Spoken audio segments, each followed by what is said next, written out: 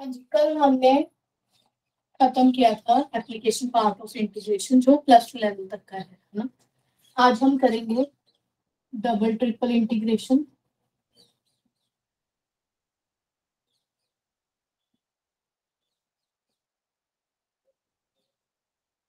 Board visible है यहाँ? No ma'am. हाँ, नो मैम, थोड़ा एक डाउन मिनट। कर दो। डाउन ही ऊपर। मैम आज आपने सेंटर ऑफ ग्रेविटी करवाना है? हाँ हाँ हाँ हाँ हाँ, लास्ट बैच वालों का भी रहता था, वो भी कवर कर। डबल ट्रिपल इंटीग्रेशन साथ में करेंगे हम moment of inertia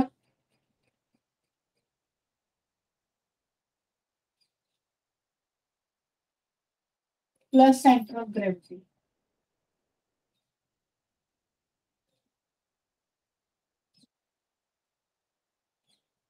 centre of gravity, ठीक है जी।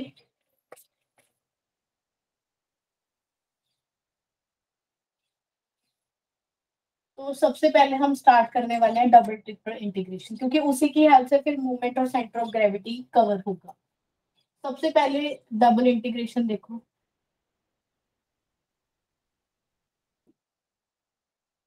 जैसे कल मैंने आपको कराया था कि कोई भी आपको कर्व दे रखी है, कोई भी आपके पास कर्व है विद एक्स एक्सिस नीचे आ गई, तो उसके साथ अगर आपने एरिया फाइंड आउट करना है तो क्या तरीका होता है, वाई डी एक्स, एक्स की आप वैल्यूज पुट करते हो अगर विद एक्स एक्सिस देखना है। अगर विद वाई एक्सिस देखना है तो एक्स डी वाई, वाई की वैल्यूज पुट करते हो। कल कल हमने ये किया था, है ना। अब आज क्या है डबल ट्रिपल इंटीग्रेशन में,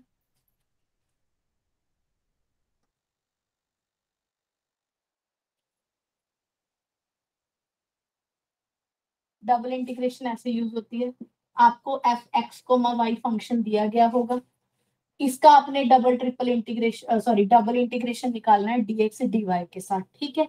और यहाँ पे ये है कि यहाँ पे x की वैल्यू आएगी या पहले y की वैल्यू आएगी, ये हमें मेन सीखना है यहाँ पे, ठीक है।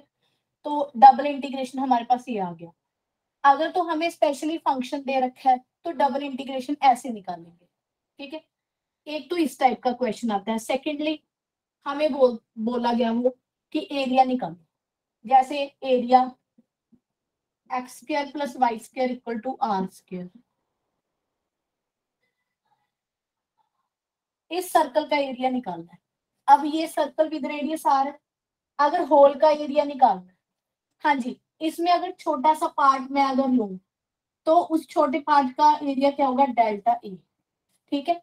तो जब भी डेल्टा ए का हम इंटीग्रेशन करते हैं, मतलब यहाँ पे 1 रख लो, जो डेल्टा ए होता है वो बेसिकली होता है dx dy। एरिया क्या है हमारे पास, एक्स और वाई का कॉम्बिनेशन है ना, तो डेल्टा ए बेसिकली क्या होता है dx dy। तो जब dx dy को होल हमने ओवर द हमने लिमिट्स इंटीग्रेट कर लिया, मतलब 1 लेके, यहाँ पे 1 चाहे ना भी लिखो, dx dy समझ लो, चाहे अगर किसी को लगता है तो 1 डॉट dx dy, तो जो यहां से निकलेगा that will be the full area of the given जो हमारे पास शेप दे रखी है 2D में, ठीक है। तो फुल एरिया ऐसे निकालेंगे। ऐसे ही डबल के बाद आता है ट्रिपल इंटीग्रेशन।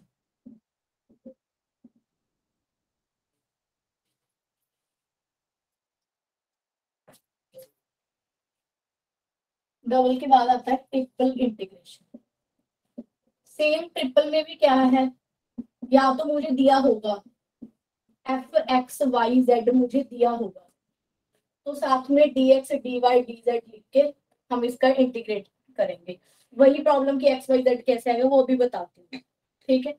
सेकेंडली इसमें क्या चीज आती है, जैसे इसमें डबल इंटीग्रेशन में एरिया आता है और फिर गिवन जो भी हमें दिया हो। ऐसे ही जस्ट एग्जांपल ले लो इसकी स्फीयर की, X square plus Y square plus Z square equal to are square. This is the equation of the sphere. अगर आपने स्फीयर का एरिया निकालना, सॉरी वॉल्यूम निकालना, नॉट एरिया, वॉल्यूम निकालना। वॉल्यूम क्या है, स्मॉल वॉल्यूम क्या होता है, delta V which is dx dy dz। अगर आपने इसकी हेल्प से फुल वी निकालना है तो बस इसको इंटीग्रेट कर दो। इंटीग्रेट पर क्योंकि हम 3D में चल रहे हैं तो triple integration 1 dot dx dy dz will give the full volume. तो एक चीज आप ये याद रखोगे, एरिया के लिए वो, वॉल्यूम के लिए ये, ठीक है।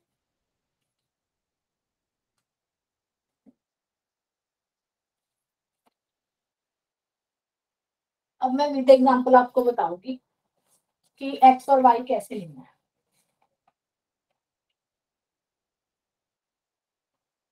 हाँ जी, जैसे कि ये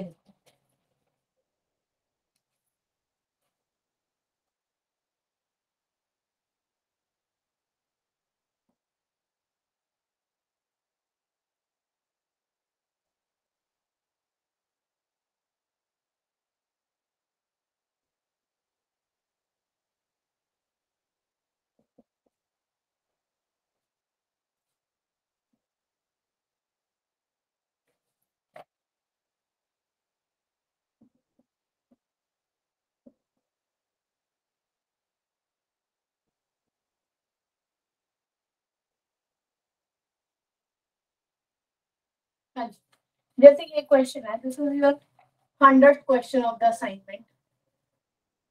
सबसे पहले ना अपनी कभी भी एक ये बड़ी हमारे पास हैबिट होती है कि पीछे अगर पहले dx लिखा है तो with respect to x integrate कर देंगे।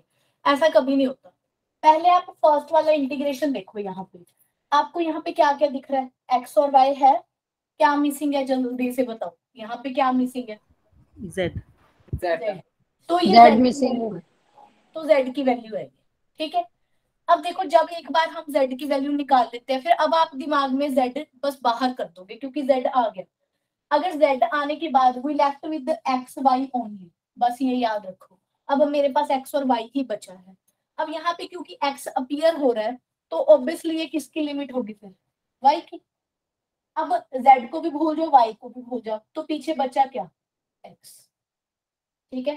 अब देखो सबसे पहले z आ रहा है तो मुझे z आगे लिख लेना चाहिए और इसकी वैल्यू पुट करो कितनी है, 1। पहले z है तो पहले मुझे dz लिखना चाहिए, फिर पीछे y है तो dy, फिर dx। अब आप इसको सेट कर लिया, ठीक है। तो z की value 0 to 1 plus X plus Y. अब आप एक चीज और ध्यान में रखो, आपको पेपर में जाके क्या काम करना है, आपको ये देखना है कि इसकी जो लिमिट्स है वो कैसी है। अगर लिमिट्स कुछ एक्स वाई की फॉर्म में ऐसी हैं, फिर आपको ऐसे ही इंटीग्रेट करना पड़ेगा ये ढूंढ के कि वो लिमिट किसकी है।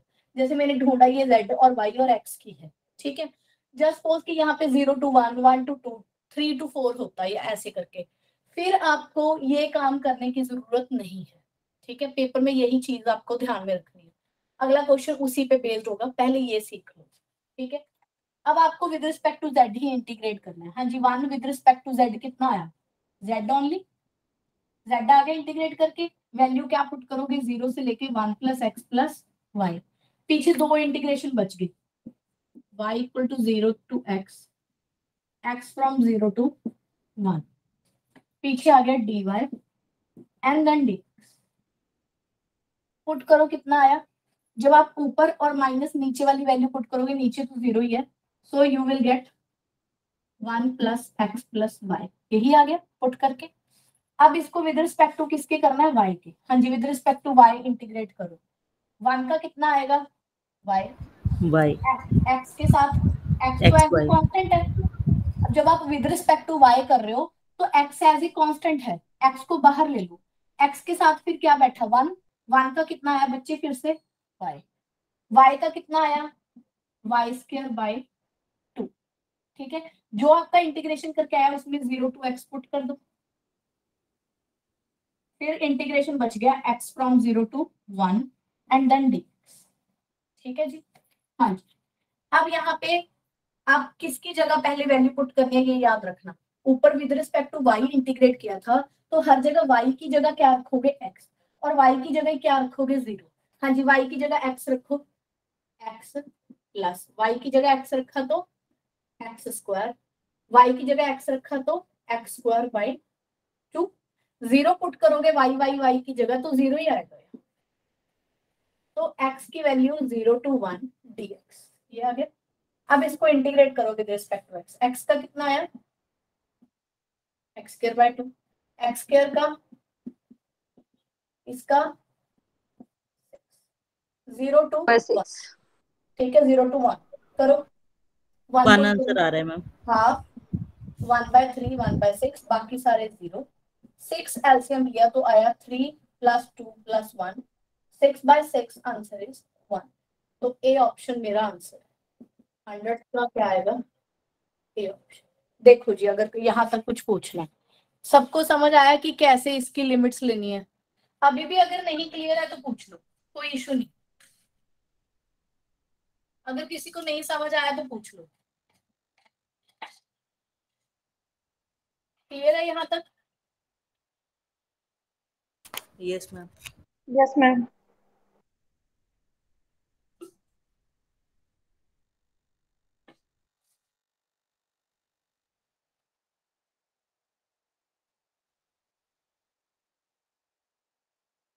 किसी में 104 क्वेश्चन है वहां पे तो किसी को भी ले सकते हैं ना फिर स्टार्ट करके। सारे करा दो। 104 पूछ रहे हो?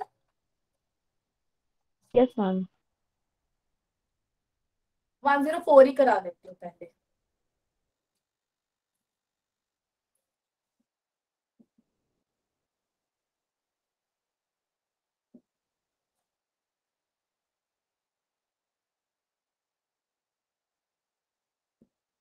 जैसे कि ये क्वेश्चन देखो, बड़ा इंपॉर्टेंट है। आप पेपर में गए, पेपर में आपने देखा कि यहाँ पे कुछ भी वेरिएबल टाइप का नहीं है ना, सब कुछ न्यूमेरिकल पड़ा है।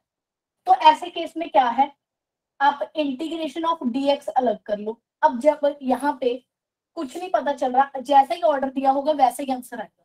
पहले dx दिया है तो ये x की ही वैल्यू है 0 टू 4, तो x की वैल्यू क्या है 0 टू 4। आप इसको अलग कर सकते हो। नेक्स्ट है y, तो पहले उसके बाद y की है मेरे पास ये 0 टू 3 dy, z का 0 टू 2 dz। आप इसको अलग अलग कर सकते हो। विद रिस्पेक्ट टू x 1 का कितना आएगा, x 0 टू 4 पुट किया इनटू y 0 टू 3 पुट किया, z 0 टू 2 पुट किया। कितना है यहाँ पे 4 माइनस 0, 3 माइनस 0, 2 माइनस 0, 4 3 12, 24 आंसर आएगा इसका। डी ऑप्शन करेक्ट है इसका। देखो ये वाली चीज समझ आई?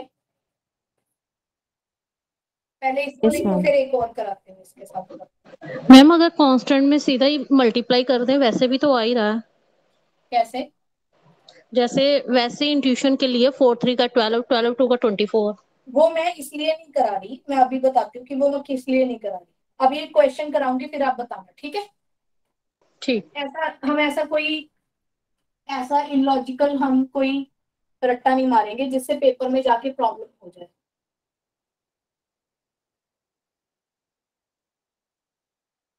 फिर आप हर क्वेश्चन में एक्चुअली वैसा सिनेरियो बना लेते हो कि सारे क्वेश्चन ऐसे ही होंगे, ऐसा नहीं है।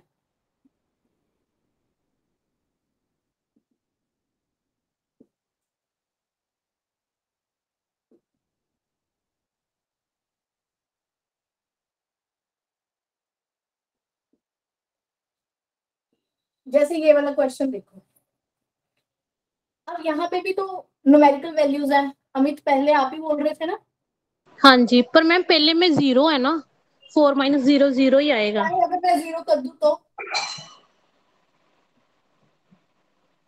0 कर दूं तो भी नहीं होगा अमित, ठीक है, ये ठीक। ध्यान से देखो। अब इस वाले में क्या है, चाहे यहाँ पे ये वाली लिमिट्स मुझे दे रखी है, अब अगर पहले डीएक्स पेपर वाले ने या एग्जामिनर ने लिख रखा है, तो मतलब आप पहले इसको विद रिस्पेक्ट टू डीएक्स ही करोगे, चाहे यहाँ पे कितनी भी इंडिपेंडेंट ऐसी वैल्यू दी हो, ठीक है। इसके साथ ही क्वेश्चन आपको इस टाइप का देखो, मान लो ट्रिप डबल इंटीग्रेशन आ जाए, एक आ जाए एक्स और एक आ जाए डीएक्स डी वाई। इस क्वेश्चन को पहले देख लो, मान लो यहाँ पे 7, यही ले लो, 2 से 3, 1 से 4, तीनों ही अलग अलग टाइप के क्वेश्चन है। इस वाले में क्या किया था, यहाँ पे जो 1 था वहां कुछ एक्स वाई जेड नहीं बैठा था, तो मैंने अलग अलग करके इवेल्युएट कर दिया। अब यहाँ पे भी क्या है कि पहली जो लिमिट है ऑब्वियसली वो एक्स की है, दूसरी किसकी है, वो वाई की है, ठीक है। इसमें भी आप अलग अलग कर सकते हो, कैसे, क्योंकि एक्स और वाई अलग अलग बैठा है ना, डिपेंडेंट इम्प्लिसिट फंक्शन फॉर्म में नहीं बैठा। एक्स डीएक्स अलग करो और एक्स की लिमिट 2 to 3 लगाओ, ये अलग कर लो। ऐसे ही वाई को अलग कर लो, 1 to 4 वाई डी वाई। जैसे आपने ये किया वैसे आपने ये किया, क्योंकि यहाँ पे अलग अलग हो सकता था, क्योंकि कहीं ना कहीं यहाँ पे 1 है, 1 भी तो अलग अलग हो ही सकता है ना। तो ये वाला कॉन्सेप्ट लगेगा इन दोनों में। Now come to this question, ये कौन सी टाइप का क्वेश्चन है। अब आप इसके अंदर वाला फंक्शन देखो सारे, क्या वो ऐसे अलग अलग फॉर्म में बैठा है, बोलो। नहीं मैम। देखो प्लस में बैठा है, सबसे बड़ी बात, अगर प्रोडक्ट फॉर्म में अलग अलग हो सकता होता तो कर लेते, ना होने की वजह से, क्योंकि पीछे पहले dx दे रखा है, तो मुझे with respect to x integrate करना पड़ेगा। कितना आया, x³/3, 4y तो एज ए कांस्टेंट ट्रीट होगा, साथ में आएगा x की वैल्यू क्या है 11 to 14, फिर आएगा dy दैट इज 7 to 10।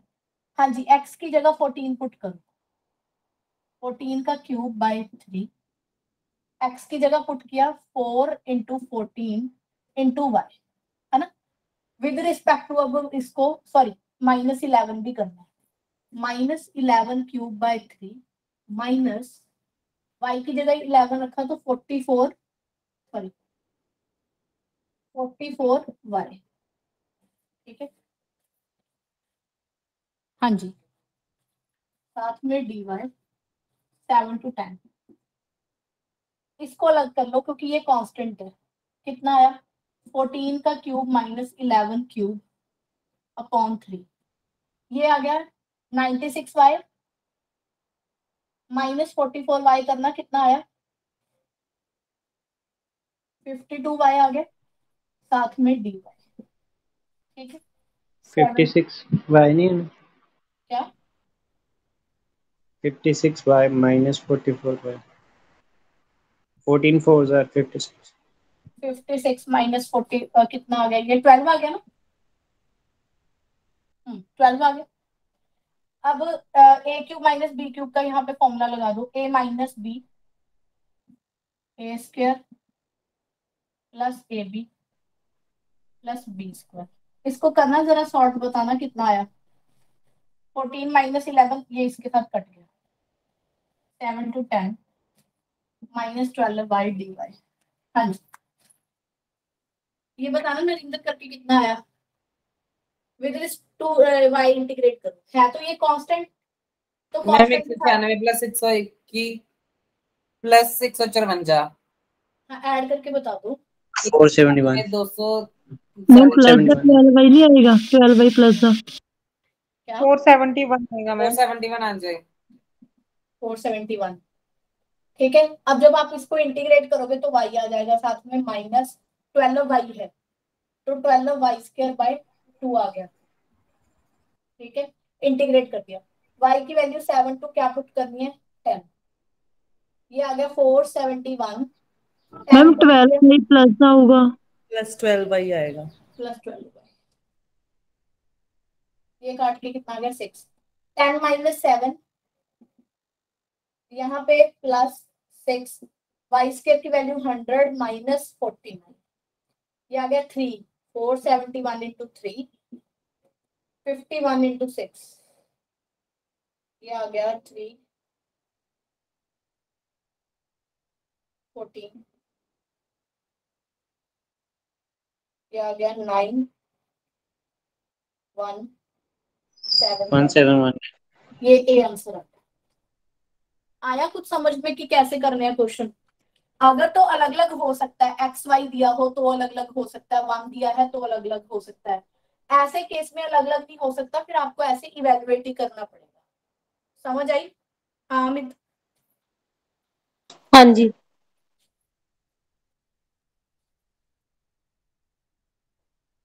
तो ऑल एंड ऑल अभी तक हमने, मैं थोड़ा रिपीट कर देती हूँ, या तो इस टाइप का क्वेश्चन है,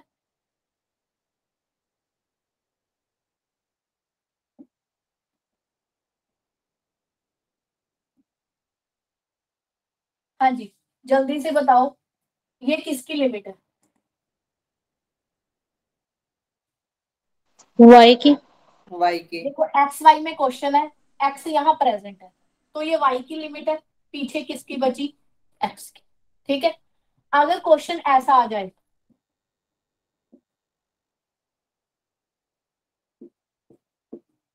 ये आ जाए, फिर आपको यहाँ पे नहीं पता चलता किसकी है, तो जो पहले आगे दिया है उसी की लिमिट है, पीछे वाई तो ये वाई की लिमिट है, इसमें हमें खुद चेक करना होता है, इसमें जो दिया है वैसा होगा।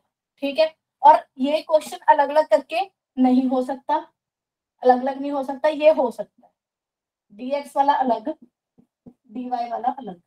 एक ये वाला क्वेश्चन देखो,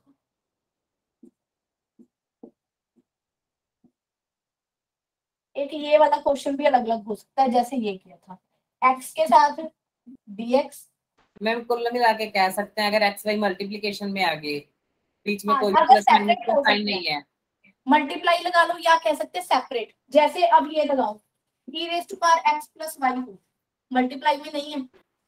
ये सेपरेट हो सकते हैं, रेज पर एक्स हाँ टू रेज सेपरेट हो पर। सकता है, e raise to power x dx में e raise to power y dy,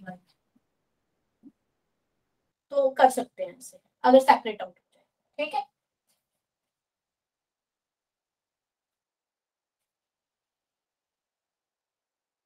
assignment सबके पास सामने खुली हुई है? असाइनमेंट है हाँ सबके जी। पास? Yes ma'am. जल्दी से ना फिर एक बार सारे हम देख लेते हैं, जैसे कि 104 क्वेश्चन मैंने करा दिया, मैं पीछे से करा दिया। ठीक है, 104 अभी करा दिया क्लास में, उसके बाद 100 क्वेश्चन हो गया, नेक्स्ट इज 95 अभी करा दिया,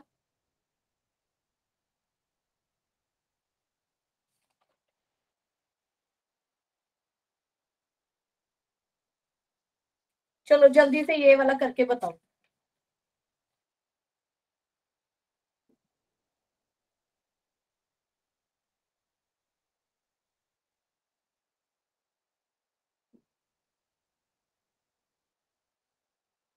मैम ये वाला भी हो ये भी हो गया 24। 24 आंसर। ठीक है ठीक है ठीक है, ये बताओ फिर।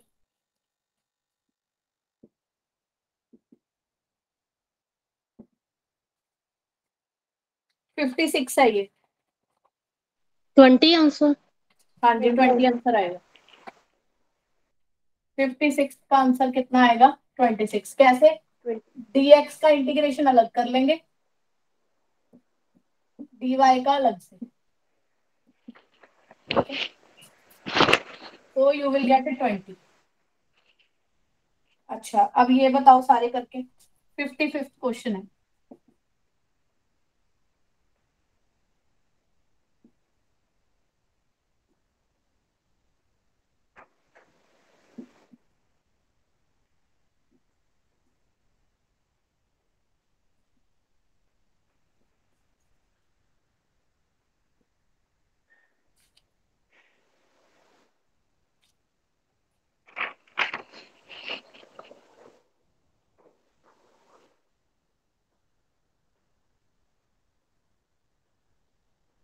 पहले मैम जेड से करेंगे, फिर वाई से, फिर एक्स से। हाँ, ये ना क्या पहले जेड से फिर एक्स से फिर वाई से। क्या?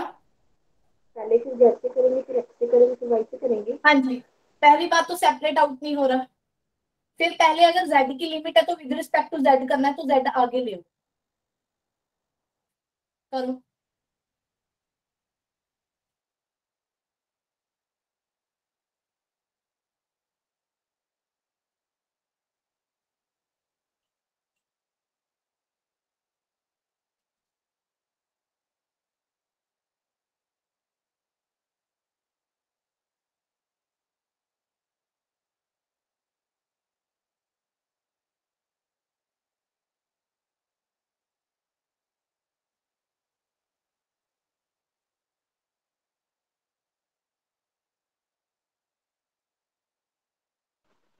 Eighteen answer.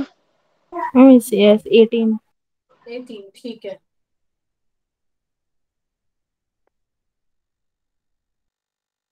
Yes, ma'am, 18 answer. ठीक है ठीक है।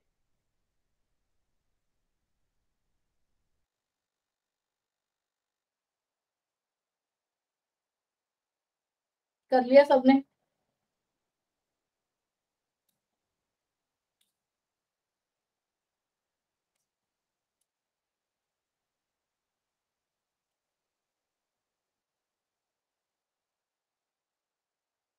एटीन आ गया सबका?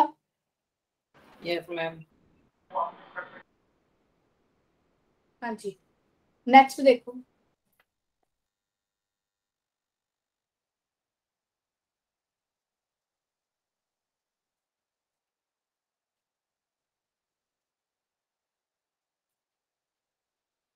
नेक्स्ट हम इसमें कर रहे हैं चेंज ऑफ कोऑर्डिनेट।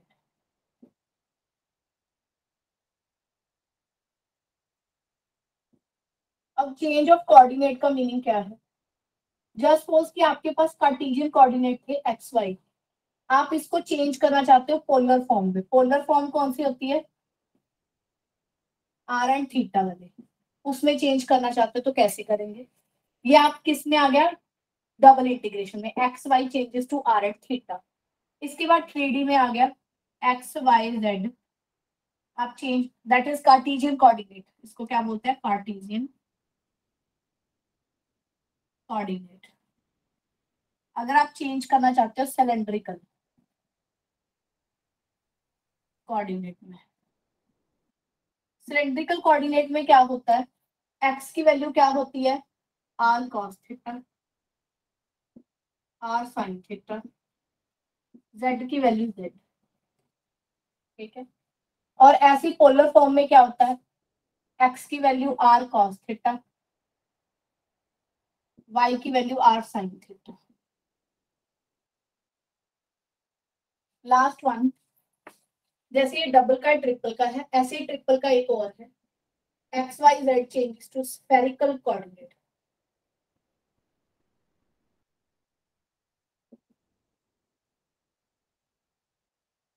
हाँ जी, एक्स क्या होता है बोलो इसमें? R cos theta, sine R pi, cos R theta, cos sine R pi, sine sine theta theta. Sine पाई।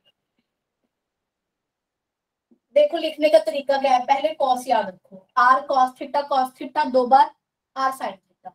कॉस का उल्टा क्या होता है? साथ वाला साइन फाई, यहाँ पे कॉस फाई, इसके साथ कुछ नहीं आएगा, ऐसे याद रखो।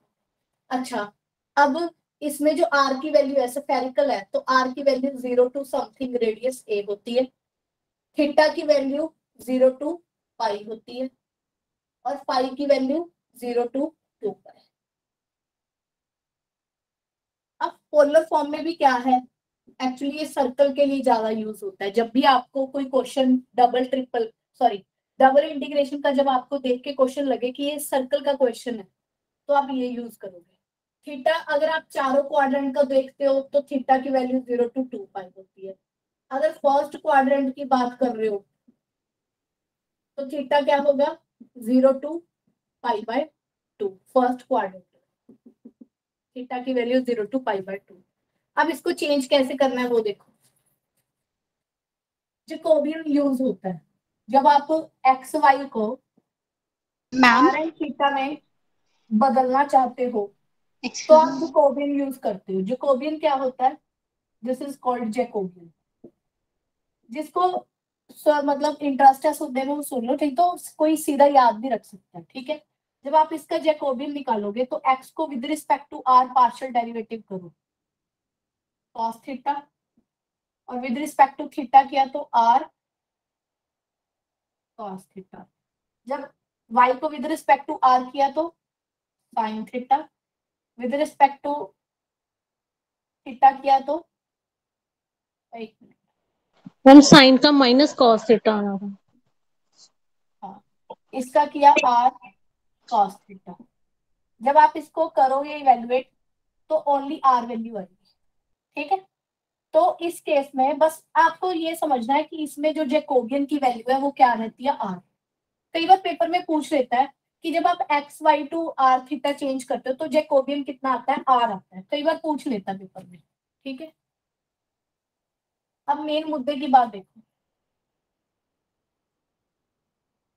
जब भी आपके पास f x y d x d y दिया गया होगा, आप उसको आर थीटा में कैसे बदलोगे? फंक्शन में जहां एक्स है वहां आर कोस थीटा कर दोगे और यहाँ आर साइन थीटा वाई की जगह। dx dy की जगह क्या आता है? पहले आता है यहाँ जैकोबियन, फिर आता है dr d थीटा। जैकोबियन कितना निकालना था बोलो? r। तो dx dy किस में चेंज हो गया? r dr d थीटा में। ऐसे कर, फिर यहाँ पे r की कुछ वैल्यू जो रेडियस है थीटा की वैल्यू। Excuse me ma'am. हाँ जी मैम ये सब चीजें हमने याद तो कर ली, पर मैम हाँ, अगर एक्चुअल में हमें कॉन्सेप्ट समझना हो तो फिर ये सब आया कहाँ से? आया वही तो कराया था अभी। जैकोबियन नहीं कराया था आपको? जैकोबियन निकला कितना था? r। मैम जैसे हमारे पास दो वेरिएबल हैं यहाँ पे, हाँ थीटा एंड आर, तो फिर हाँ, अकेला डी आर और डी थीटा क्यों नहीं लिया, साथ में हमने जैकोबियन क्यों लिया? ये ऐसे होता है कि जब भी हम एक कोऑर्डिनेट से दूसरे कोऑर्डिनेट में मूव करते हैं ना, तो जितने मतलब जितने वो फैक्टर से मल्टीप्लाई या डिवाइड होता है। जैसे आप ये देखो, सुनो इसका रीजन सुनो। जैसे ये क्वेश्चन पता है, ये दिख यस रहा मैम, है? यस आप मैम। एक्स स्क्वायर की वैल्यू टी पुट करते हो तो 2x dx क्या आता है? dt। यहाँ पे क्या आया? e raise to power t dt by 2, है ना? जब भी आप सब्स्टिट्यूट करते हो कुछ भी वैल्यू, dx को किस में चेंज किया? dt में। तो एक्स्ट्रा फैक्टर क्या निकल के आया? यहाँ हाफ आया, ये वाला 1/2 हाफ आया ना? तो जब हम एक कोऑर्डिनेट से दूसरे कोऑर्डिनेट जाते हैं तो वहां पे कोऑर्डिनेट में शिफ्ट करते टाइम कुछ गैप आ जाते हैं, मतलब जिसको हम कहते हैं कि कुछ साथ में फैक्टर का फर्क आ जाता है। ये जो फैक्टर होता है दैट इज कॉल्ड जैकोबियन। तो यहाँ dx dy से जब हम r dr d थीटा जाते हैं तो कौन से फैक्टर, कितने फैक्टर का फर्क पड़ता है? r।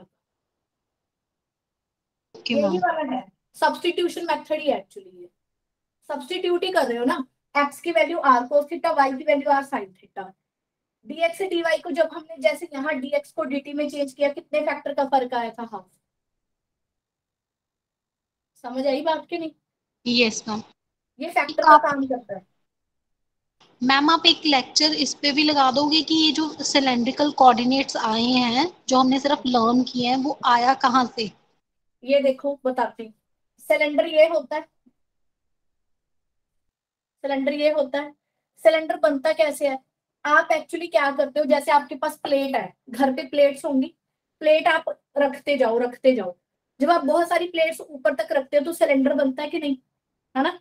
तो बेसिकली जो सिलेंडर है वो आपने यहाँ पे बहुत सारे सर्कल रखे हुए हैं।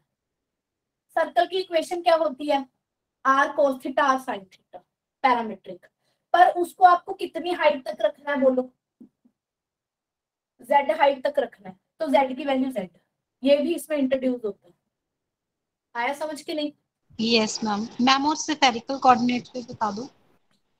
स्फेरिकल बस देखो, स्फेरिकल कोऑर्डिनेट बेसिकली जैसे ये हो गया ये और ये, ऐसे हम इसमें क्या करते हैं, एक नया पैरामीटर इंट्रोड्यूस करते हैं ताकि दोबारा से मुझे वही इक्वेशन मिले।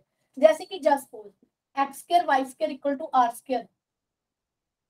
मैंने क्या देखा कि जब मैं एक्स की वैल्यू आर कोस थीटा रखती हूँ अनदर पैरामीटर थीटा और आर इंट्रोड्यूस किया और y की वैल्यू r sin थीटा रखती हूँ, जब इनको दोबारा यहाँ पुट करती हूँ तो कितना आता है r square cos square theta r square sin square theta.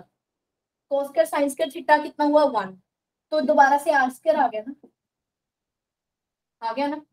तो Yes, ma'am. ये सिर्फ कुछ नहीं, एक फॉर्म को दूसरी फॉर्म में लिखने का तरीका है कि क्या सब्स्टिट्यूट करें कि जो हमारे पास बेसिक इंफॉर्मेशन है वो सेम रहे।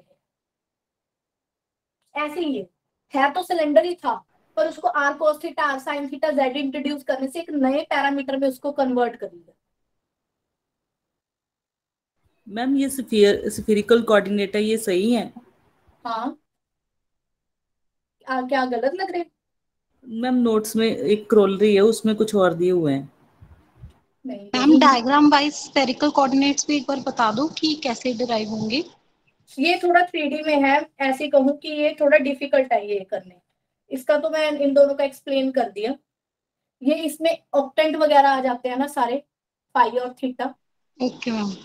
हाँ, तो आप इसको मैम वाई का ना साइन थीटा साइन फाई होता है वैसे। मैम वो नोट्स में जो क्रॉलरी है ना उसमें डिफरेंट है, ये वाले कोऑर्डिनेट्स नहीं है स्फेरिकल वाले। ओके ओके नहीं, वहां पे उन्होंने जेड को ना आर cos थीटा लिया है। नहीं नहीं, कुछ नहीं कुछ नहीं, x Y z r sine theta are sine theta r cos theta, sine आ गया तो कॉस फाइव, यहाँ साइन, ये यही है ना। यस मैम, ये वाले। हाँ, तो नेक्स्ट आ गया एक्स वाई जेड को सिलेंड्रिकल में चेंज कर देना है। ठीक है, जब हमने इसका जैकोबियन निकाला तो इसका भी जैकोबियन आर ही आएगा। इसका जैकोबियन भी कितना आएगा बोलो, आर। तो जब भी आप ट्रिपल इंटीग्रेशन कर रहे हो एफ एक्स वाई जेड की, तो एक्स वाई जेड की जगह ये रख लेना फंक्शन में, और साथ में क्या आएगा R D theta D Z, ये एक्स्ट्रा आएगा R D theta D Z. ऐसे ही इस केस में जैकोबियन की वैल्यू क्या आती है आर स्क्वायर साइन थीटा। जब आप इसमें ट्रिपल इंटीग्रेशन में एफ एक्स वाई जेड को चेंज करोगे तो सेम फंक्शन में आप एक्स की वैल्यू रखना, वाई की, जेड की, पीछे क्या आएगा आर स्क्वायर साइन थीटा, साथ में डी थीटा डी फाई। ठीक है, आपको बस ये याद रखना है कि इसमें जैकोबियन आर है, इसमें भी आर है, इसमें आर स्क्वायर साइन थीटा, और चेंज करने के ये तरीके हैं। ठीक है, मैम यहाँ पे सेकंड वाले में डी फाई नहीं आएगा? यहाँ हाँ जी। पढ़ना, यहाँ पे आर थीटा और जेड इंट्रोड्यूस किया है सिलेंड्रिकल में।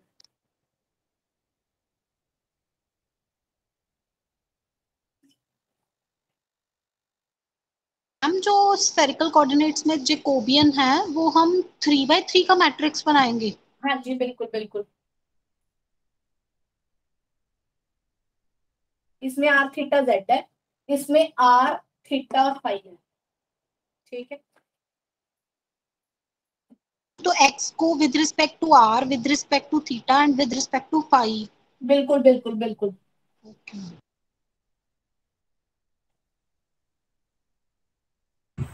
मैडम जैकोबियन का फार्मूला लिखा दीजिए। हाँ, जैकोबियन का लिख लो। अगर आप एक्स वाई को आर थीटा में कर रहे हो तो curly x with respect to r, curly x with respect to theta, curly y with respect to r with respect to theta, ये हो गया डबल।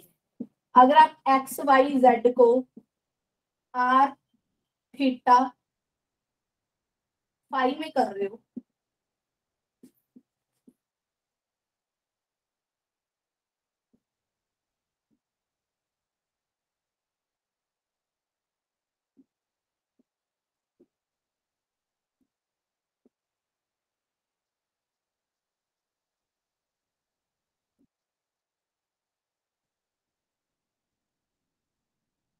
ये है। कर लो नोट।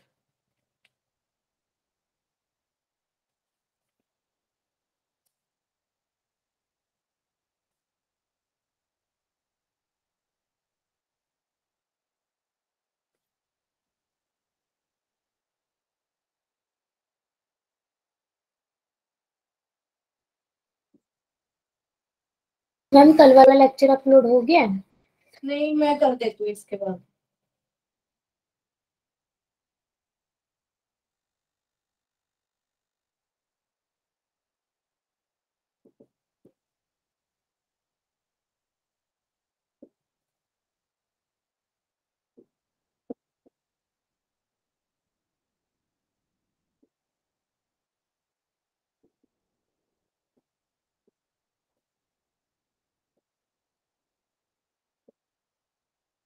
जैसे कि ये क्वेश्चन करना है। हाँ जी, कैसे करेंगे बताओ। जैसे कि इस क्वेश्चन को करने के दो तरीके। आपको सारा फंक्शन दे रखा है fx y अच्छे से, सिर्फ ये आपको लिमिट नहीं दे रखी। लिमिट तो आप निकाल सकते हो। कैसे? जैसे आप पहले यहाँ y की वैल्यू निकालो। y की वैल्यू कैसे निकलेगी? a square minus x square plus minus y की वैल्यू निकल गई। जब आप y की वैल्यू निकाल लेते हो फिर आप y को 0 कर देते हो। X square equal to a square बच गया। x की वैल्यू कितनी आ गई? Plus minus a। तो आपके पास क्या आ गई लिमिट्स? x की value minus a to a, y की value plus a square minus a square to minus से लेके प्लस तक, x square plus Y square x dx dy। एक तो ये तरीका है वन वे। जब आप क्वेश्चन इस तरीके से करोगे पेपर में 10-15 मिनट खराब हो जाएंगे। इसको आप नहीं करोगे। अब आपको यहाँ पे क्या दिख रहा है? हाँ जी, सर्कल दिख रहा है। अभी हमने क्या सीखा? चेंज ऑफ कोऑर्डिनेट सीखा, वो लगाओ यहाँ पे। अब इसमें क्या लिखा है? Positive quadrant. पॉजिटिव क्वाड्रेंट कौन सा होता है? First quadrant. ठीक है, आपके पास सर्कल है, ये सर्कल की इक्वेशन है। फर्स्ट क्वाड्रेंट में थीटा की वैल्यू 0 to π/2, रेडियस आपके पास कितना रहता है यहाँ पे? a, है ना? तो आपको दो चीजें पता लग गई। नाउ इसको चेंज करो।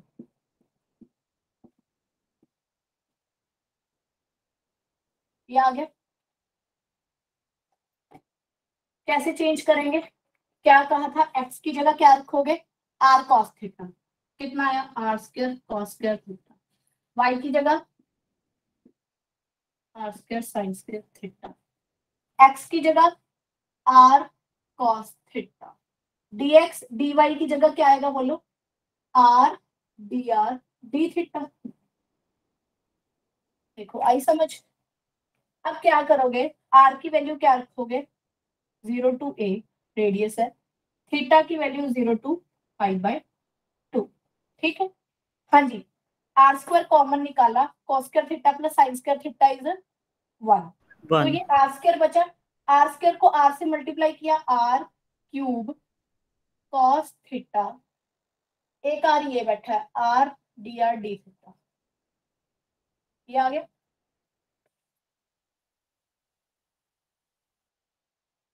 हाँ जी,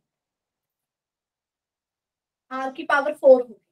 देखो अब यहाँ पे थीटा और आर अलग अलग हो सकता है, तो आर की पावर 4 dr अलग कर लो, cos थीटा d थीटा अलग कर लो। दोनों की इंटीग्रेशन क्या कर दो? अलग अलग। Theta 0 to π/2 and this is 0 to a। ये कितना है मेरे पास? r⁵ divide by 5 0 to a। cos theta का इंटीग्रेशन sin थीटा 0 to π/2। ये कितना आया? a⁵ divided by 5 sin 90 1 minus a⁵ divide by 5 cm।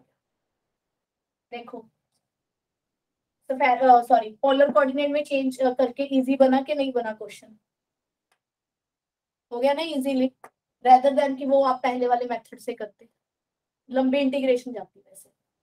तो जब भी आपको ऐसा सर्कल दिख रहा है पोलर कोऑर्डिनेट में, आप उसको चेंज कर दो। हाँ जी बताओ, कुछ पूछना हो तो। मैम ये कोऑर्डिनेट तभी यूज कर सकते हैं अगर मतलब जो सर्कल है वो ओरिजिन पे होगा, उसका सेंटर ओरिजिन होगा। नहीं, अगर ओरिजिन चेंज होगा फिर कोऑर्डिनेट, फिर भी कोऑर्डिनेट्स यही रहेंगे। रेडियस ऑफ थीटा ही तो चाहिए। फिर आप ये पुट कर लोगे ना, जैसे मान लो ये है x माइनस ए स्क्वायर, आपके पास सर्कल है x minus 1 whole square y minus 2 square equal to 3 square, r square लगा दो। तो आप x माइनस 1 को r कोस थीटा पुट करोगे, y माइनस 2 को r sine theta. Okay ma'am, ये तो सेम ही रहेंगे, इनको पुट कर लो।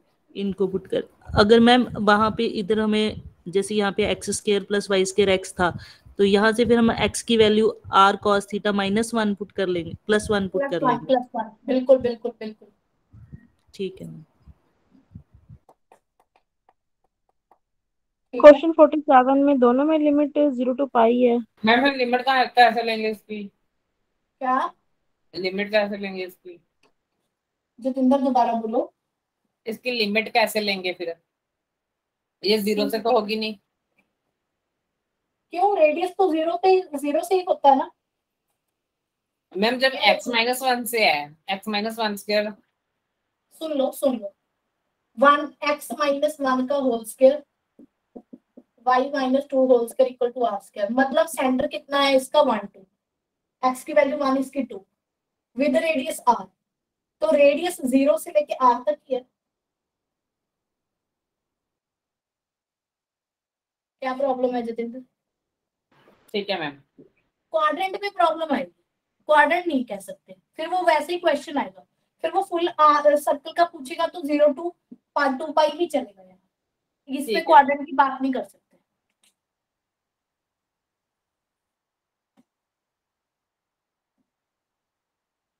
बात यह है कि रेडियस कहां से कहां जा रहा है, 0 to r ही जा रहा है ना।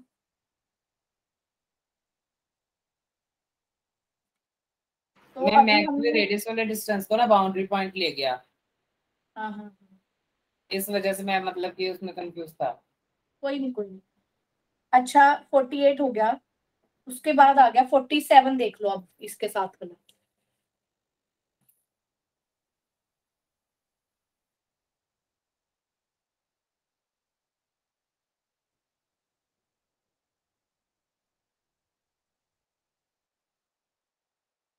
हाँ जी, इस क्वेश्चन को कैसे करोगे बताओ? ये लिमिट है जो 0 पहले आर से डिफरेंशिएट। क्या लिमिट क्या? डिफरेंट डिफरेंट भी कर देंगे, r³ और dr अलग कर लेंगे, उसकी लिमिट 0 to a हो जाएगी और साइन थीटा बिल्कुल cos theta D theta. Clearly 0 to पाई है तो थीटा की होगी, कोऑर्डिनेट अलग अलग हो रहे हैं, r³ अलग कर लो,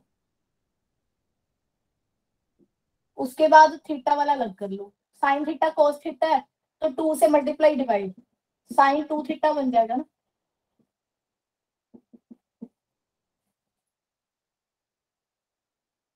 तो ये हो गया r की पावर 4/4 0 to a, इसका कितना आया?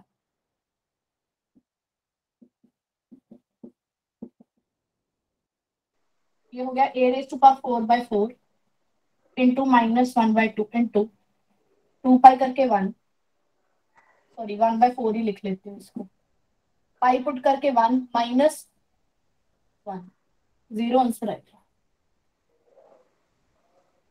सी ऑप्शन आएगी 47 की। देखो अगर कुछ पूछना है। 47 एंड 48 दोनों हो गए हमारे पास। Change of order of integration के क्वेश्चन कराती होगी।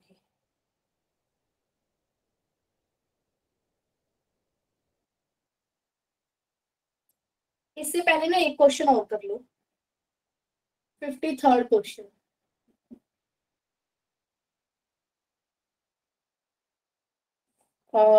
Volume of x square by a square, y square over b square, z square over c square equal to 1 is। देखो जब आप पेपर में जाओगे तो इस क्वेश्चन का रट्टा मार के जाओगे कि नहीं, पता होना चाहिए कि इलिप्सॉइड का कितना होता है वॉल्यूम, पर एक बार ड्राइव तो करो अभी, बोलो कैसे करेंगे। वैसे तो याद करके जाने वाला क्वेश्चन है, पर बताओ कैसे करेंगे।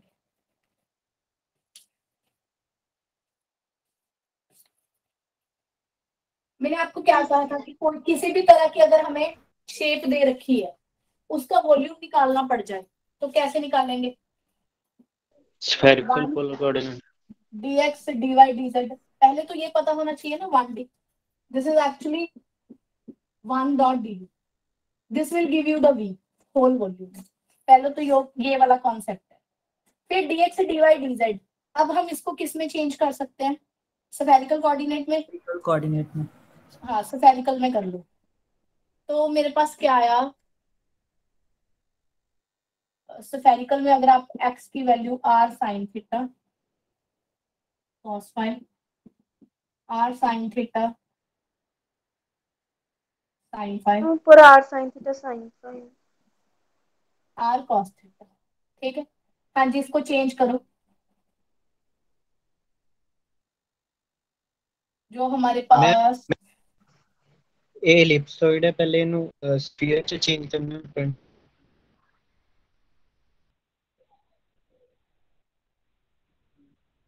इसको हम चेंज नहीं कर पाएंगे। मैम ए तो एलिप्सॉइड है ना, पहले इनु स्फीयर च चेंज करेंगे ताई स्फेरिकल पोलर कोऑर्डिनेट लगेगा।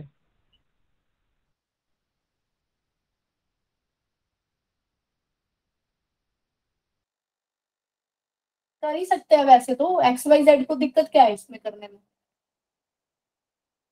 स्फेरिकल में चेंज करने में क्या दिक्कत है?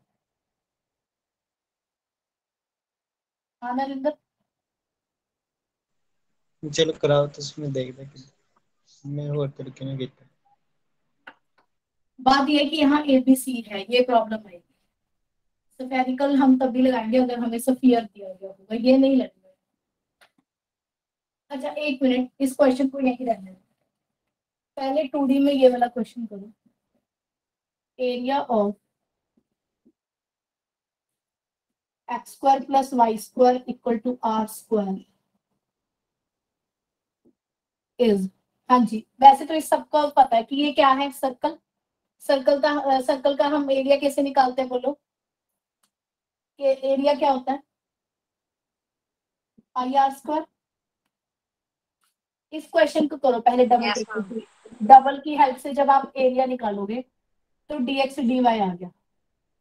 अब इसको उसमें चेंज करना, सर्कल को पोलर कोऑर्डिनेट में। x की value r r cos theta cos theta plus r square sin square। एक मिनट, यहाँ पे तो रखने के लिए कुछ भी नहीं है, सिंपली dx dy है।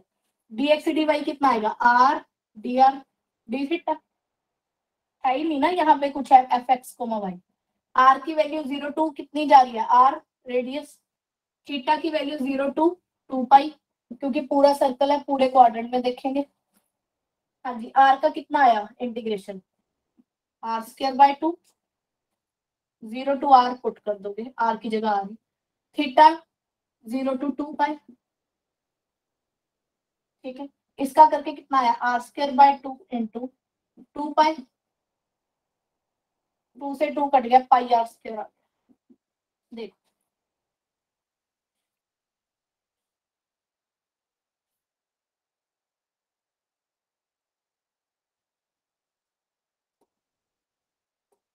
ये क्वेश्चन मैं आपको कल कराती हूँ, ये वाला, ठीक है। इसको कल कराती हूँ, नोट डाउन कर लो।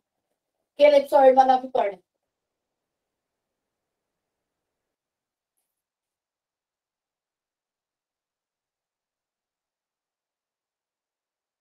नेक्स्ट आ गया,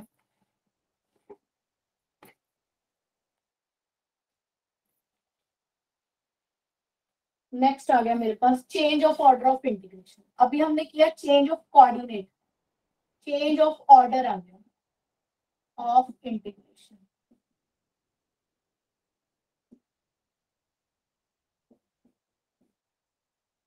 जैसे कि with the help of question सीखेंगे इसको।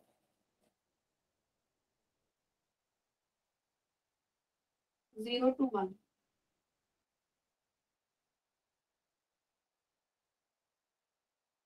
वाई से रूट वाई,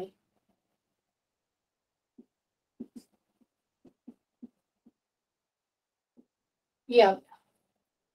हाँ जी, देखो ये तो मेरा fx कोमा y है, इससे कोई फर्क नहीं पड़ता। पहले आपको हमेशा जब भी आपको change of order of integration question आता है, जैसे मैं इसका भी ऑर्डर चेंज करके बताऊंगी। ऑर्डर चेंज करने का मतलब क्या है वो समझो। यहाँ पे पहले लिमिट किसकी दे रखी है बोलो? एक्स की, x की। तो बाद में किसकी होंगी? वाई की। अब वो change of order of integration का मतलब ये होता है कि अगर पहले x की है, आप इसको कैसे बना दोगे? पहले y की, बाद में किसकी? x की। This is called change of order of integration. यहाँ पे x की थी तो पहले dx था, अब यहाँ पहले y की है तो पहले dy आएगा फिर dx। तो चेंज ऑफ ऑर्डर कर दिया। ये समटाइम काफी इंपॉर्टेंट होता है, कई बार क्वेश्चन चेंज ऑफ ऑर्डर से ज्यादा इजी हो जाते हैं। ठीक है, हाँ जी। पहले तो इसका ग्राफ बनाना। ये x की लिमिट है तो क्या आया मेरे पास? x equal to under y. यहाँ पे कितना है? x equal to y. दो आ गए। इसको क्या लिख सकती हूँ? X square equal to Y.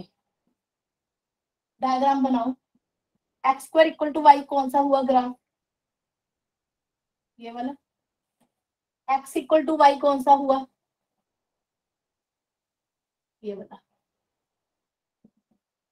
And this is my y equal to x square.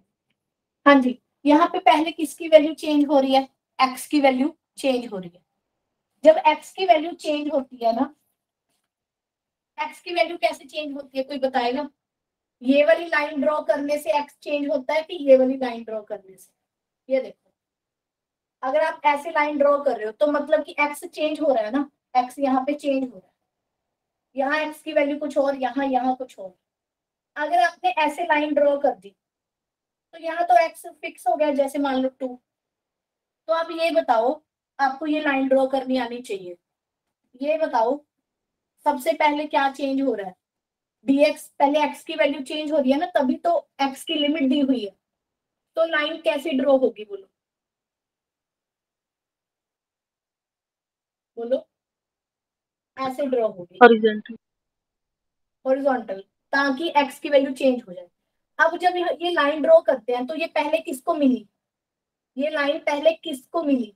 इस एरिया में पहले इसको मिली, y is equal to x। तभी नीचे y इक्वल टू एक्स था। फिर बाद में किसको मिली?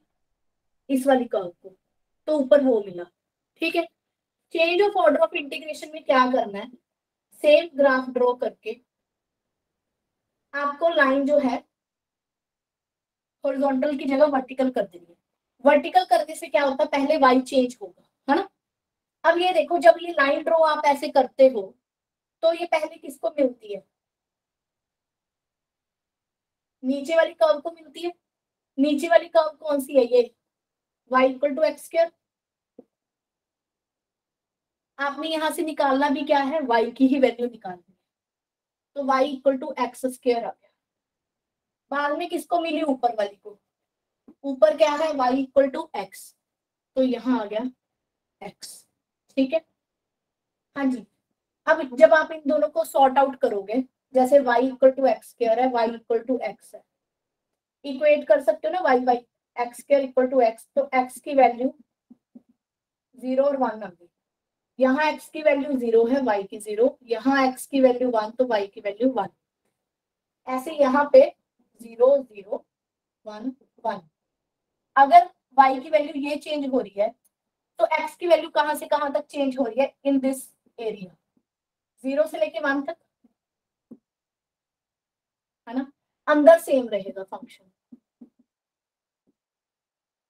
तो this is called change of order of integration. देखो, आया समझ में या कुछ पूछना? डायग्राम एक बार रिपीट कर दो। डायग्राम में क्या है? पहले आप ये देखोगे कि पहले लिमिट किसकी है? x की। x बच्चे क्या हो रहा है? चेंज। जब x चेंज होता है तो आप ये लाइन ड्रॉ करते हो। जब x चेंज हो रहा है, ये लाइन ड्रॉ करते ही पहले ये लाइन किसको मिली? इस वाले ग्राफ को। तो x की वैल्यू कितनी है इस ग्राफ पे? y, तभी तो नीचे y दिया है। फिर यही वाली जो लाइन है दूसरे ग्राफ को मिलती है, वहां पे x की वैल्यू कितनी है? Under y. यहाँ पे मिल गई इसको, तो ठीक दिया हुआ है क्वेश्चन, मतलब आपका ग्राफ भी ठीक है। इसके बाद आप ये वाली लाइन ड्रॉ करते हो, हॉरिजॉन्टल की जगह वर्टिकल। जब आपने वर्टिकल ड्रॉ की, पहले ये नीचे वाले ग्राफ को मिलेगी, नीचे वाले ग्राफ से y की वैल्यू कितनी आई, एक्स स्क्वायर। तो अब इस बार आप पहले y लिखोगे, फिर ये ऊपर वाले को मिलती है y की वैल्यू यहाँ कितनी है, x। तो x की वैल्यू कहाँ से कहाँ चेंज हुई, वो 0 to 1 हुई। देखो आया समझ। मैम ऐसे वाले क्वेश्चंस में ग्राफ मतलब आने चाहिए ना। बिल्कुल बिल्कुल बिल्कुल, बिना ग्राफ कुछ नहीं, बिना ग्राफ आप कुछ नहीं कर सकते। मैम इसका ग्राफ बना कैसे वैसे? ये देखो ना, y equal to x straight line है, ठीक है x equal to under root y था। ये देखो मैंने हमने अपनी ओर से ज़ूम किया है। x equal to under root y है, तो y square sorry x square y equal to equal y to हो एक्स गया। स्क्वायर। मैंने अपनी तरफ से कहाँ ज्यूम किया जतिंदर? ठीक है, लिमिट x की है। हाँ जी, ठीक है मैम। हाँ जी, ठीक है। अब मैं आपको ये बताना चाह रही हूँ कि हम change of order of integration क्यों पढ़ते हैं। ठीक है, आपने change of order of integration कर दिया, गुड। अगर पेपर में आया होता तो, जबकि क्वेश्चन में पूछा ही नहीं। अब आप इसको एक बार ना इवेलुएट करो। पहले dx है, हाँ जी, कितना आया, वाई स्क्वायर, साथ में x आएगा क्योंकि विद रिस्पेक्ट टू x कर रहे हैं, यहाँ पे x क्यूब बाय 3। x की वैल्यू क्या रखोगे, y से लेके अंडर रूट y, बाद में 0 to 1 with respect to y integrate करोगे। हाँ जी, x की जगह अंडर रूट y रखना, 5/2 आ गया कि नहीं, अंडर रूट y रख के, यहाँ अंडर रूट y रख के कितना आया,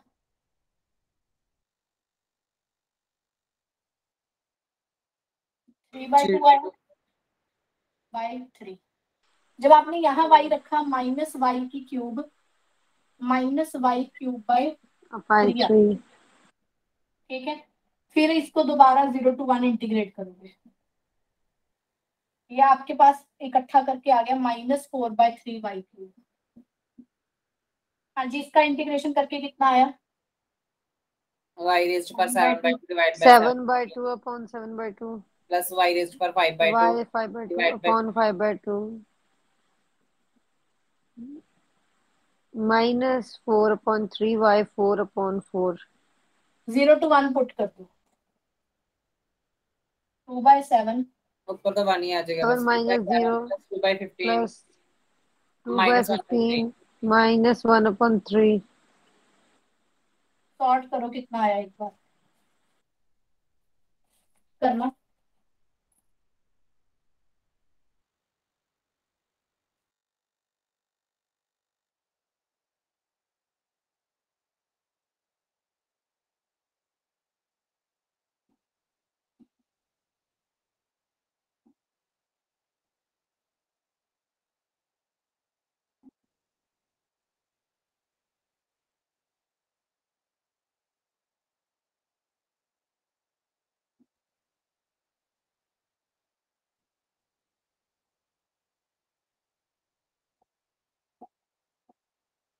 थर्टी 31/35 आ गया।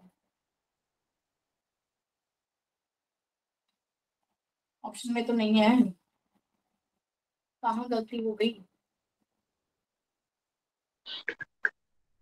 मैम -3 आएगा ऊपर यहाँ मैम, जहाँ पे एलसीएम दिया था, -3/15। नहीं है तो ठीक है, देखना कहाँ प्लस माइनस की गलती है। 53/210 है। हाँ 53/210। नहीं नहीं नहीं नहीं,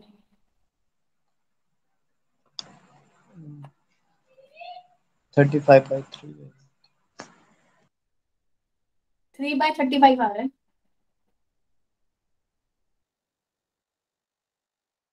हाँ जी 3/35 भी आ रहा है। 3/35 ही आ रहा है यहाँ करके, यहाँ से हाँ जी मैम। कैलकुलेशन मिस्टेक है कोई? हाँ जी 3/35 आ रहा है यहाँ से करके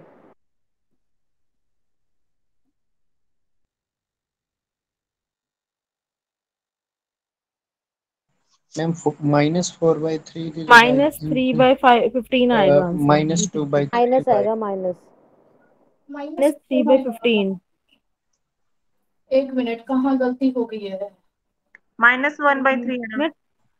मैम जेड़ा 2/7 लास्ट ਵਿੱਚ ਆ -3/। y वर्ग के लिमिट ਕੱਢੀ है ना ਉੱਥੇ -2/3 ठीक है y ठीक है ठीक है। हाँ हाँ ठीक है। 2/7 है, 15 लिया तो 2 माइनस 5 आ गया, है ना। यहीं पे था। 3/15 तो ये 5 आ गया, तो ये आ गया 35। 10 माइनस 7, 3/35 आ गया। ठीक है हाँ जी। ठीक है जी। अब ये आ गया 3/35। हाँ अब हम इसको करेंगे। इसको देखो यहाँ से भी सेम ही आना चाहिए ना, चेंज ही तो किया। हाँ जी, विद रिस्पेक्ट टू वाई करो। y³/3 x² y, x² से लेके x, बाद में 0 to 1 dx। हाँ जी, पुट करो y की जगह x, x³/3 प्लस x³ है ना, माइनस x² पुट करो,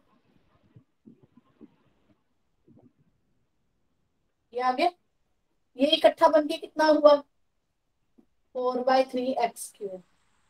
dx 0 to 1 करना बाकी है, कितना आया x⁴/3 आ जाएगा, बाकी कट पिट जाएगा। x⁴ 7/7 into 3, x⁵5/5, 0 to 1, 1/3 minus 7×21, एक पुट किया 1/5।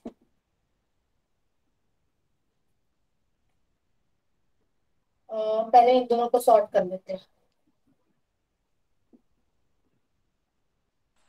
5 - 3 2/15 2/15 -1/21 7 1 की 5 थी 15,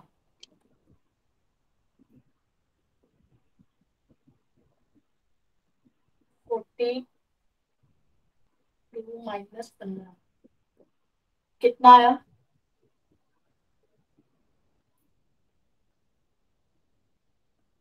35 into 3।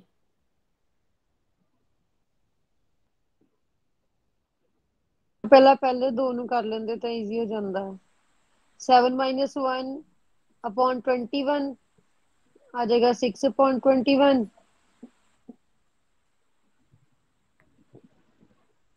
पहले दोनों किया थे 6/21। हाँ कैंसिल हो गया है। 2/7 -5 35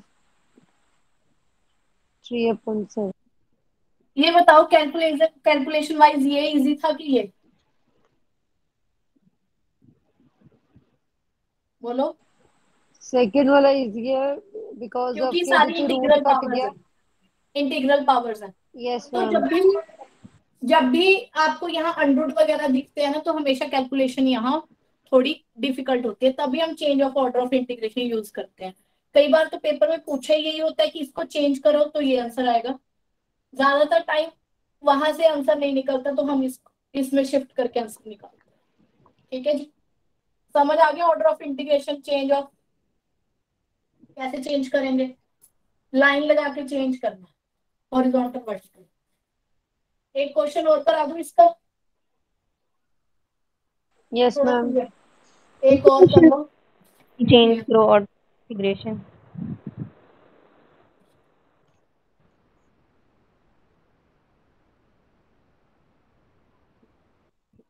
फिफ्टी फर्स्ट कर रहे हैं।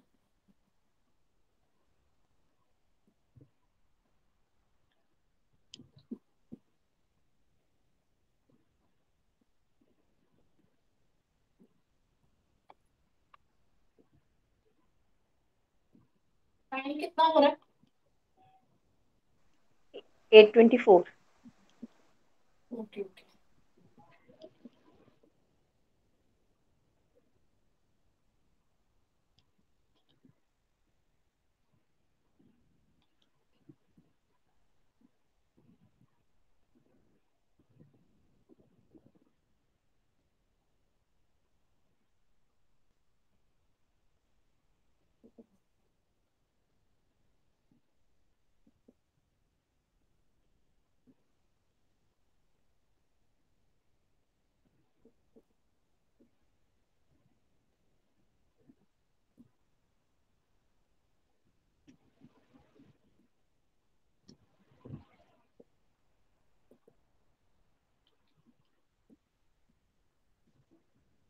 तो ये आ गया नन। हाँ जी, पहले तो जल्दी से मुझे ये बताओ, ग्राफ में ड्रॉ कर लूंगी। पहले ये आगे किसकी लिमिट दी हुई, एक्स की, x is equal to minus y, तो एक्स पीछे इज किसकी इक्वल है, टू वाई। वाई। तो जब हम change of order of integration करेंगे तो यहाँ पे क्या आ जाना चाहिए, वाई की पीछे एक्स की, है ना। पहले यस ये देखो, यहाँ पे वाई की आ जानी चाहिए, तो ये वाई की आई हुई है ना इसमें, तो यस मैम। पीछे भी क्या पड़ा है, वाई। ठीक है, यस मैम। यहाँ पे ये वाई की है, पीछे वाई, ठीक है। अ, पीछे वाई, इसमें एक मिनट, ऑप्शन गलत लिख दी क्या। अच्छा ठीक है, यहाँ डीवाई डीवाई ही है, ये ऐसा हो सकता है कि यहाँ 2 बार डीवाई हो, नो मैम, तो ये ऑप्शन तो डी वैसे ही कट हो गए ना। कैंसल। ठीक है, तो डीएक्स डीवाई ये वाले 2 चेक करेंगे कि कौन सा है। अब देखो इसका ग्राफ देखो, एक तो है एक्स की वैल्यू क्या, माइनस वाई, एक एक्स की वैल्यू क्या है, वाई। दोनों को ड्रॉ करो, वाई इक्वल टू एक्स का ग्राफ क्या हुआ, ये y equal to minus x का ग्राफ, ऑपोजिट साइड। ये वाला। This is my y equal to x graph and this is my y equal to minus x graph. ठीक है, पहले यहाँ पे क्या चेंज हो रहा था, एक्स। एक्स जब चेंज होता है तो कौन सी लाइन खींची जाती है, हॉरिजॉन्टल। Minus horizontal. तभी तो ये पहले, सबसे पहले किसको मिली ये लाइन, पहले ये लाइन मिली x equal to minus y को, तभी तो यहाँ x equal to minus y था। बाद में मिली एक्स इक्वल टू वाई को, तभी ये था। ठीक है, अब आप ये बताओ, ये तो आपने लाइन ड्रॉ कर दी, अब जब आपको change of order of integration करना है तो आप कैसे लाइन ड्रॉ करोगे, वर्टिकल लाइन। वर्टिकल लाइन कहाँ पे ड्रॉ करोगे, उस जगह ड्रॉ करोगे सच दैट कि पूरा ग्राफ कवर हो जाए, जैसे आपने ये लाइन ड्रॉ कर।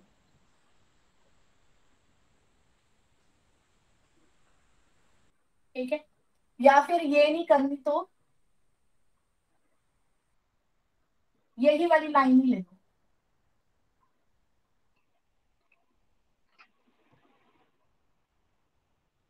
चाहे एक ये वाली ले लो। ठीक है, इससे कोई फर्क नहीं पड़ता। जब आपने ये लाइन ड्रॉ की, हाँ जी, आपको एरिया कौन सा निकालना है, यहाँ पे y की वैल्यू 0 टू इंफिनिटी था। This is also very important, पहले इसको ड्रॉ कर ले। हाँ जी, जब मैंने ये लाइन ड्रॉ की थी, पहले ये इसको मिली, फिर बाद में इसको मिली। y की वैल्यू क्या थी, 0 टू इंफिनिटी।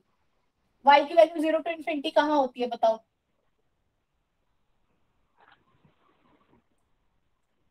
जीरो का कोऑर्डिनेट हाँ, रीजन में, जीरो यहाँ से रीजन में लेके आ गई, ऊपर तक का ना, पूरा तो एरिया आ सिर्फ ऊपर जाएगा। ग्राफ कंसीडर हुआ है, नीचे वाला ग्राफ तो छोड़ दिया इन्होंने। यस। तो हमने इतना ही ग्राफ डिस्कस करना है। ठीक, अब ये देखो,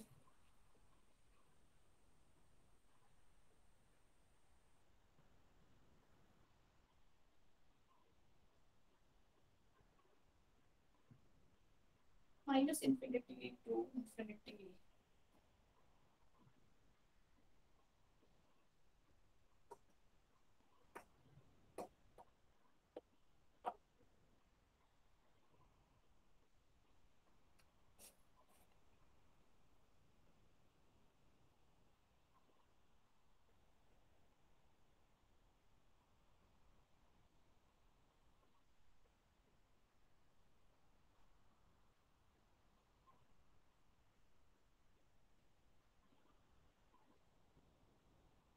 मैम इधर ਦੀ ਤਾਂ ਕੋਈ ਰਿਸਟ੍ਰਿਕਸ਼ਨ ਤਾਂ ਹੈ ਨਹੀਂ ਪਰ ਉਹਦੇ ਤੇ किस पे, ਪੀ ਆਪਾਂ ਜਿਹੜਾ ਪੋਜ਼ਿਟਿਵ ਕੁਆਡਰੈਂਟ ਵਿੱਚ ਹੀ ਲੈਣਾ ਵਾ ਇਹਨੂੰ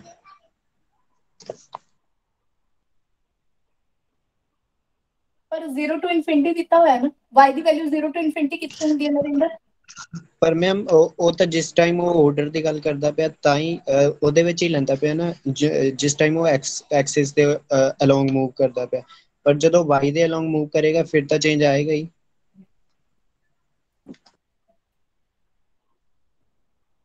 ਆਪਾਂ ਤਾਂ ਗ੍ਰਾਫ ਇਹਦੇ ਅਕੋਰਡਿੰਗਲੀ ਡਰਾ ਕਰਾਂਗੇ ਨਾ, ਗ੍ਰਾਫ ਤਾਂ ਇੱਥੋਂ ਹੀ ਮਿਲੂਗਾ ਨਾ ਨਰਿੰਦਰ। ਇਹ ਦੇਖੋ ਹਾਂਜੀ ਮੈਂ ਉਹ ਗ੍ਰਾਫ ਨਹੀਂ ਤਾਂ ਕਹਿੰਦਾ, यहीं से मिलेगा ना। ਹਾਂਜੀ ਮੈਮ, ਪਰ ਉਹ ਜਦੋਂ ਐਕਸ ਐਕਸਿਸ ਵੱਲ ਪਹਿਲੇ ਮੂਵ ਕਰਦਾ ਪਿਆ ਉਹ ਉਨੀ ਗੱਲ ਕਰਦਾ ਪਿਆ, ਉਸ ਤੋਂ ਬਾਅਦ ਤਾਂ ਆਪਾਂ ਵਾਈ ਵੱਲ ਮੂਵ ਕਰਨਾ, ਫਿਰ ਜਿੱਦਾਂ ਜਿੱਦਾਂ ਗ੍ਰਾਫ ਚੱਲੇਗਾ ਉਦਾਂ ਹੀ ਮੂਵ ਕਰਨਾ ਪੈਣਾ ਸਾਨੂੰ ਵੀ। नहीं देखो नरेंद्र, अगर नीचे वाला ये लेंदा जस्ट सपोज कंसीडर करदा है ना, तो y की ਹਾਂਜੀ वैल्यू किथे तो किथे तक होंगी, -इनफिनिटी टू इनफिनिटी ना होंगी। ਹਾਂਜੀ ਮੈਮ, ਪਰ ਉਹ ਇਸ ਟਾਈਮ ਤਾਂ ਮੂਵ ਐਕਸ ਵੱਲ ਕਰਦਾ ਪਿਆ, ਫਿਰ ਉਹ ਇੰਨਾ ਥੋੜੀ ਚੇਂਜ ਹੋ ਜਾਏਗਾ। समझ नहीं रहे तुसी हजे भी मेरी गल सुन। जस्ट सपोज कि अपने को आह ग्राफ है सारा, ठीक है, ध्यान नाल देखो उरे तो -x टू x जा रहा है नरेंद्र, अगर यही लाइन मैं नीचे ड्रॉ कर दी फिर उरे पहला कौन आंदा बोलो? ਐਕਸ ਆਂਦਾ ਪਿਆ। ते वो तो है ही नहीं हैगा, ਹਾਂਜੀ ਮੈਮ, ਹਾਂਜੀ ठीक है। फिर y की वैल्यू भी किथे तो किथे तक है नरेंद्र? 0 टू इनफिनिटी ऊपर। अगर आप जस्ट को सारा लेंगे तो y की value -minus infinity to infinity consider होंगी, समझ रहे हो मेरी गल नूं? ਹਾਂਜੀ तो इस करके ऊपर वाला ही पोर्शन है, ये गल तो पक्की है, समझे कि नहीं समझे? ਹਾਂਜੀ आ गया। y की वैल्यू तो 0 टू इनफिनिटी रहेगी ना बच्चे, वो तो इत्थे तो ही आऊगी, ठीक। ठीक है। अब बात ये है कि इधर वाला पोर्शन कैसे चेंज करें, अकॉर्डिंग टू ऑप्शन देखना पड़ेगा।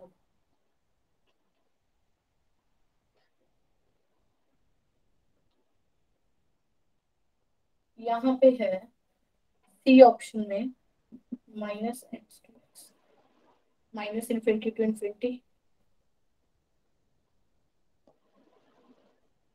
अच्छा ये देखो सारे, अगर यहाँ पे -x टू x है तो ये किसकी लिमिट हुई? y की हुई, और ये किसकी हुई? x की। अगर ये x की है तो पीछे क्या आना चाहिए था, बोलो? पहले x होना फिर y। हाँ ਇੱਥੇ ਵੀ dx ਆਣਾ ਚਾਹੀਦਾ ਸੀ ਨਾ, ਇੱਥੇ y ਆਣਾ ਚਾਹੀਦਾ ਸੀ, वैसे भी अलग अलग हो नहीं सकते। तब पहली गल तो ए ऑप्शन करेक्ट आऊगा, देखियो इधर आंसर कीज फटाफट। None of these. हाँ नन ऑफ दीज लिखा है, ये ऑप्शन बच गए हमारे पास। ਫਿਰ ਮੈਮ ये ਇਹਦੇ क्या ਵਿੱਚ ਤਾਂ होगा? -इनफिनिटी ਹੈ, ਇਹ ਵਿੱਚ -इनफिनिटी टू वो भी इनफिनिटी। ਆਪਾਂ चेक कर लेंगे भी ए ਤਾਂ नहीं हैगा, ਇਹ ਦੋਨੋਂ ऑप्शन ਤਾਂ नहीं हैगे, क्योंकि उरे भी y ਇੱਥੇ भी y ਇੱਥੇ ਤਾਂ नहीं आऊगा। अगर ये y ਦੀ लिमिट है ਤਾਂ ਉਰੇ y ਹੋਣਾ ਚਾਹੀਦਾ ਸੀ, ਉਹ ਵੀ नहीं आऊगा। उस तो बाद नेक्स्ट गल ये आ गई, उरे अगर dx dy है कि उरे अलग अलग हो रहे, वेरिएबल सेपरेट हो रहे, बोलो? नहीं मैम, ਉਹ ਜਦੋਂ y ਹੈ ਉਹਨੇ ਮਲਟੀਪਲਾਈ ਉਹਨਾਂ ਨਾਲ ਚੱਲ ਜਾਣਾ। उरे वेरिएबल सेपरेट नहीं हो रहे, पर इन्होंने की किया, उरे वेरिएबल की करते अलग अलग करते, कि अलग अलग हो सकते हैं? नहीं तो ये भी ऑप्शन नहीं आऊगी ना, क्वेश्चन ही एवें दा है, सारी ऑप्शन गलत होंगे। ऑप्शन वाइज तो गलत है, बट आप चेंज ऑफ ऑर्डर ਇਹਦਾ चेंज ऑफ ऑर्डर भी पॉसिबल नहीं है।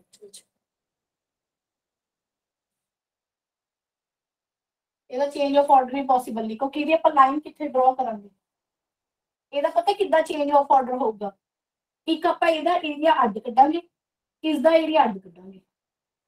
ਜਦੋਂ ਆਪਾਂ ਇੱਧਰ ਵਾਲਾ ਏਰੀਆ ਕੱਢਾਂਗੇ ਤਾਂ ਆਵਲੀ ਲਾਈਨ ਡਰਾ ਕਰਾਂਗੇ, ਜਦੋਂ ਇੱਧਰ ਵਾਲਾ ਕੱਢਾਂਗੇ ਤਾਂ ਆਵਲੀ ਲਾਈਨ ਡਰਾ ਕਰਾਂਗੇ। ਅਗਰ ਏਦਾਂ ਨਹੀਂ ਵੀ ਕਰਨਾ, ਜਸਟ ਸਪੋਜ਼ ਜਿੰਨਾ ਏਰੀਆ ਇੱਧਰ ਹੈ ਓਨਾ ਹੀ ਇੱਧਰ ਹੈ, ਇਸ ਕਰਕੇ ਆਪਾਂ ਇਹਨੂੰ ਡਬਲ ਕਰਕੇ ਵੀ ਲਿਖ ਸਕਦੇ ਹਾਂ, ਜੋ ਵੀ ਲਿमिट आऊगी। समझ आई गल कि नहीं आई? देखो या तो इसका आंसर कैसे आएगा, दो इंटीग्रेशन की फॉर्म में आएगा, इधर वाला अलग इधर वाला अलग, मतलब double integration plus double integration, या तो आंसर ऐसा होगा, या आंसर कैसा होगा, डबल ऑफ टाइप का। क्यों? क्योंकि जितना एरिया इतना है ये वाला है उतना इधर है, ना तो डबल ऑफ द कुछ दिख रहा है, ना ही ऐसे दो इंटीग्रेशन की सम दिख रही है, तो तीनों ही ऑप्शन गलत होंगे, डी आंसर है। देखो ये बात समझ आई कि नहीं आई ये बताओ, क्योंकि यहाँ पे कर्व कुछ और है और यहाँ पे कर्व कुछ और है। अगर हम इसको लिखना चाहते हैं तो इसके लिए लाइन और ड्रॉ होगी, इसके लिए और ड्रॉ होगी, सिंगल लाइन नहीं ड्रॉ हो सकती। अगर नहीं करना चाहते, सिंगल नहीं करना चाहते, तो जितना एरिया इधर है उतना ही इधर है, दैट्स व्हाई इसको डबल ऑफ लिखेंगे। देखो जी ठीक है, कुछ पूछना है तो पूछ लो अभी।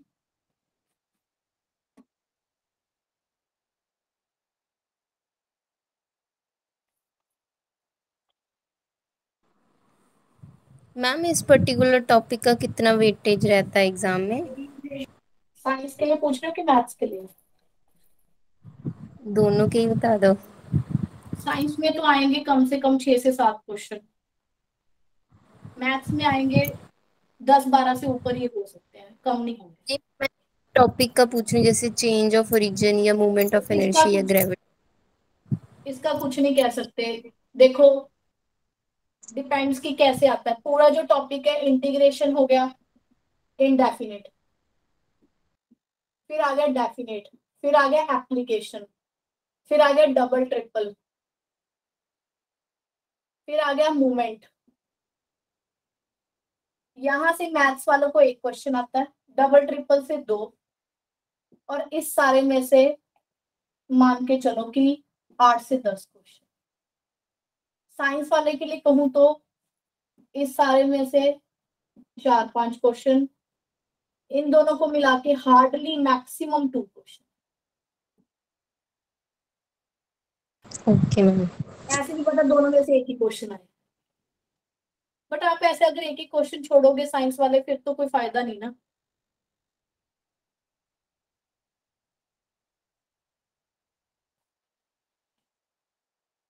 क्योंकि आपको तो हर टॉपिक में से एक एक क्वेश्चन आ गया। हाँ जी। तो डबल ट्रिपल आपका कंप्लीट हो गया। कल हम करेंगे moment of inertia and centre of gravity, कल करेंगे ठीक है। आज बेचारे ओल्ड वालों की क्लास ऐसे ही लगवा दी मैंने, मुझे ये था कि हो जाएगा बट अभी बाकी है, इतना ही कर लो बहुत है। डबल ट्रिपल खत्म कर लो, बुक से ट्राई कर लो, कोई डाउट आता है पूछ लो। असाइनमेंट तो ऑलमोस्ट कंप्लीट है। कल कराती हूँ मोमेंट ऑफ इनर्शिया एंड ये सेंटर ऑफ ग्रेविटी, थोड़ा सा ही पार्ट है।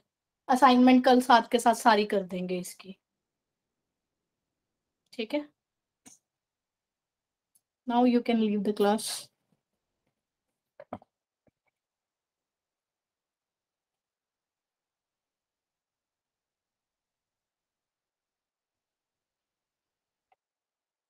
मैम कल वाली वो लेक्चर कर देना अपलोड।